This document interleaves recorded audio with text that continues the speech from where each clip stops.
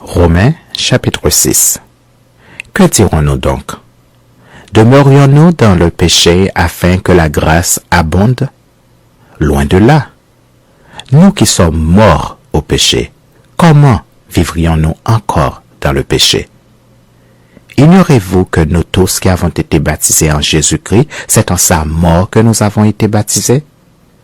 Nous avons donc été ensevelis avec lui par le baptême en sa mort, afin que, comme Christ est ressuscité des morts pour la gloire du Père, de même nous aussi nous marchions en nouveauté de vie.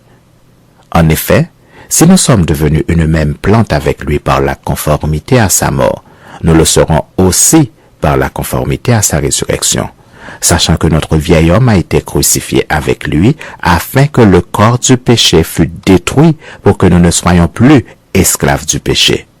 Car celui qui est mort est libre du péché. Or, si nous sommes morts avec Christ, nous croyons que nous vivrons aussi avec lui, sachant que Christ, ressuscité des morts, ne meurt plus. La mort n'a plus de pouvoir sur lui. Car il est mort et c'est pour le péché qu'il est mort une fois pour toutes.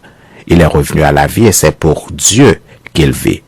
Ainsi, vous-même, regardez-vous comme mort au péché et comme vivant pour Dieu en Jésus-Christ. Que le péché ne règne donc point dans vos corps mortels et n'obéissez pas à ses convoitises. Ne livrez pas vos membres au péché comme des instruments d'iniquité, mais donnez-vous vous-même à Dieu comme étant vivants, de mort que vous étiez, et offrez à Dieu vos membres comme des instruments de justice, car le péché n'aura point de pouvoir sur vous, puisque vous êtes non sous la loi, mais sous la grâce. Quoi donc? Pécherions-nous parce que nous sommes non sous la loi, mais sous la grâce? Loin de là. Ne savez-vous pas qu'en vous livrant à quelqu'un comme esclave pour lui obéir, vous êtes esclave de celui à qui vous obéissez, soit du péché qui conduit à la mort, soit de l'obéissance qui conduit à la justice?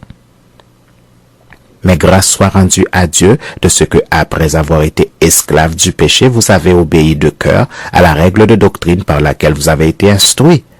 Ayant été affranchis du péché, vous êtes devenus esclaves de la justice. Je parle à la manière des hommes à cause de la faiblesse de votre chair. De même donc que vous avez livré vos membres comme esclaves à l'impureté et à l'iniquité pour arriver à l'iniquité. Ainsi maintenant, livrez vos membres comme esclaves à la justice pour arriver à la sainteté. Car lorsque vous étiez esclaves du péché, vous étiez libres à l'égard de la justice. Quels fruits portiez-vous alors? Des fruits dont vous rougissez aujourd'hui, car la fin de ces choses, c'est la mort. Mais maintenant, étant affranchis du péché et devenus esclaves de Dieu, vous avez pour fruit la sainteté et pour fin la vie éternelle. Car le salaire du péché, c'est la mort. Mais le don gratuit de Dieu, c'est la vie éternelle en Jésus-Christ, notre Seigneur.